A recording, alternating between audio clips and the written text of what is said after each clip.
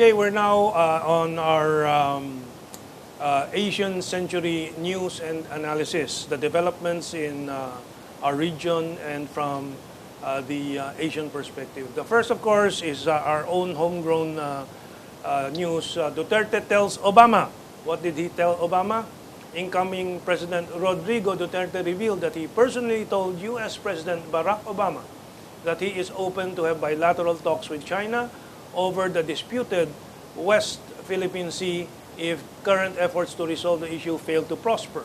Duterte assured that the Philippines will remain an ally of the U.S. regarding disputes in the South China Sea. How do you analyze this? There's more politics in it than about reality. First, Obama's decision for a direct negotiation is already a deviation from the You mean the position. Duterte's position is already a deviation from the Aquino administration. But the second part of what he said is that it is just a reassurance to the United States that there will be no abrupt change in Philippine foreign policy. First, he did not mention the status of the U.S. bases. He simply means that to engage in the direct negotiations with China, of course, is not really a problem for the United States, except that it will only weaken the position of the United States as the so-called protector of the China Sea. Yeah. It's its regular patrol. Naval patrol in the China Sea will be questioned now because nobody is supporting that. The Philippines is the only country facing China Sea, and perhaps by saying that we have to directly negotiate with China, then most likely the Chinese will question the presence of the United States Navy. That's one thing. Okay. And of course, Duterte assuring Obama that the Philippines will remain an ally. It is a, polite response to Obama's call. Yes. Because actually, I believe that President Obama called up Duterte to hear from him, from the new incoming president, a reassurance that the existing or the newly signed enhanced defense pact with the United States will not be in jeopardy, will not be jeopardized. So that is the only thing. But as far as negotiation, well, you go ahead, you can negotiate with the Chinese, but let us not alter the agreement we signed last year. Okay, well, for this alone, Obama, or rather Duterte, is doing our nation a service. So we must give credit where credit is due. Okay, let's go to the second one about what's happening around the world, across the world. This is in Latin America. Latin American countries reject coup against Dilma Rousseff. This is from Russia Insider, May 18. Brazil's controversial Senate coup imposed President Michel Temer has been largely isolated in Latin America in his first days in office after a legislative body's decision to suspend Dilma Rousseff, with only Argentina's conservative government of President Mauricio Macri, who is also a right-winger and an American boy, publicly stating support for the newly installed right-wing government, which, by the way, has only 2% approval rating from the public. The South American bloc UNASUR was one of the first bodies to condemn the decision to remove Rousseff for 180 days and made her face an impeachment trial over accusations of manipulating accounts to hide a budget shortfall, which apparently, from reports, is not even a crime. But what's your reaction to this news? Actually, he was impeached. There is no basis for her impeachment because you mentioned that for manipulating the budget. It was referring to the budget of then President Lula, I think it was President. So it was not the budget referring to her own administration. That's one thing. The second is that the newly installed president is a known informant of the U.S. intelligence agency. It came out in WikiLeaks. Yes, he's an informant. And he was reporting, in fact, to the American officials in Washington and in Florida. This is something, and if they cannot resolve this problem, there might be... Would the same thing happen to President Duterte when he sits in Malacanang already, and he pursues this bilateral talks, which clearly the Americans and the American boys here are not going to be happy about? Yes, they may not be happy, but it will not result in a serious problem unless, of course, unless Duterte will do something to dismantle the bases or to alter the agreements, the economic agreements entered into by the previous government with the United States. So, in other words, insofar as keeping the status of the Yes. Americans secure here, while opening new initiatives that do not really undermine this, Yes. he will be okay. Yes, but there are two issues that confronts the Duterte government. First is TPP. The second, Trans-Pacific Partnership. Pacific Agreement. But we're not even invited yet, are we? No, Oh, we are precisely. we are not in. We already intend to join and okay. intend to join, and in fact, anytime, I don't know if the agreement will be submitted to Congress for ratification. That's one. Second is that our position with the BRICS. Brazil, Russia, India, not China, with the BRICS, but AIIB. AIIB. AIIB, yeah. The U.S. government has been trying to pressure us not to join that agreement, Yeah. but last minute we decided. We did decided to join. Yes. These are two important economic agreements that the United States is opposed. Yeah, that's the problem. Okay. So let's move on. This is very recent, and this is also very hot.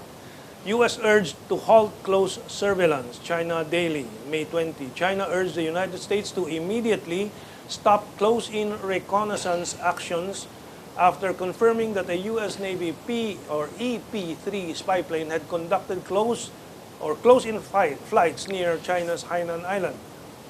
Zhang Junxie, a senior researcher at the PLA Naval Military Studies Research Institute, said the latest incident is part of U.S. efforts to sustain tension in the region, and it is only natural for Chinese forces to verify and identify U.S. planes and warships that are approaching.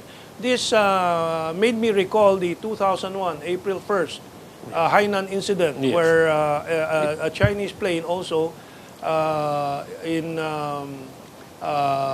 calling attention of a spy plane got into a smash-up, I think, with Yes. the bigger plane, the spy plane, Spy and plane. crashed.